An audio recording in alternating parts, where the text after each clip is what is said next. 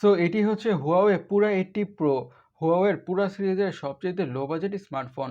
ফোনটা ক্রেজি কিছু স্পেক্স আর ফিচার্স অফার করছে। অ্যাকচুয়ালি কী কী অফার করছে সেটাই আমরা আজকে ভিডিওতে জানার চেষ্টা করব। So let's talk about this smartphone in this video. শুরুতে ফোনটা ডিজাইনের কথা বলে damn, this phone really looks good, not just good, this phone really looks like premium smartphone. It's look like premium smartphone and it feels like premium smartphone.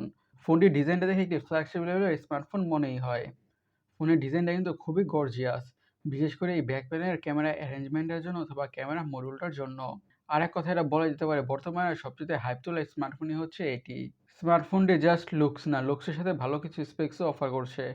আচ্ছা, স্পেক্সের কথা যেহেতু বলছি, ফোনের ডিসপ্লেটা হচ্ছে 6.8 ইঞ্চের LTPO OLED display with 120 hertz refresh rate. আরও থাকছে 1 বিলিয়ন কালারের সাপোর্ট এবং 2500 নিটসের পিক বা ম্যাক্স ব্রাইটনেস। এই প্যানেলেতে যে কোনো ধরনের content, YouTube videos, movies, series, you name it, anything দেখে খুবই ভালোভাবে এনজয় করা যাবে। আর 120 হার্জের রিফ্রেশ রেট থাকার কারণে স্ক্রোলিং করে, ব্রাউজিং করে বা গেমিং করে অনেক বেশি স্মুথনেসের ফিল তো পাওয়া যাবেই। আর যেহেতু থাকছে 2500 নিটসের পিক বা ম্যাক্স ব্রাইটনেস, তার মানে হচ্ছে আউটডোর ভিজিবিলিটি অনেকটাই ভালো হতে যাচ্ছে। এখন ফোনটির হার্ড অথবা চিপসেট নিয়ে কথা বলা যাক। ইউজ করা হয়েছে কিরিন 9010। এটি একটি 7 ন্যানোমিটার বেসড অক্টোকর প্রসেসর আর মিড বাজেটের মধ্যে tried and tested good performing processor, not just good. High লেভেলের গেমসগুলোকে ম্যাক্স আউট সেটিংসে খুবই ভালোভাবে খেলা যাবে অথবা রান করা যাবে কোনো ধরনের ইস্যুস ছাড়াই। এবং day to day regular task, social media using, switching between apps, multitasking, even gaming, এমন যত ধরনের টাস্ক বা কাজ আছে ফোনে ইজির সাথে বা বাটারি স্মুথভাবে হ্যান্ডেল করে ফেলবে।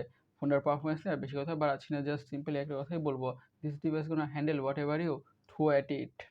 এখন ফোনটির অপটিক্স বা ক্যামেরাকে নিয়ে কথা বলা যাক। ইউজ করা হয়েছে ট্রিপল ক্যামেরা, থাকছে 50 মেগাপিক্সেলের primary sensor with PDF and OIS.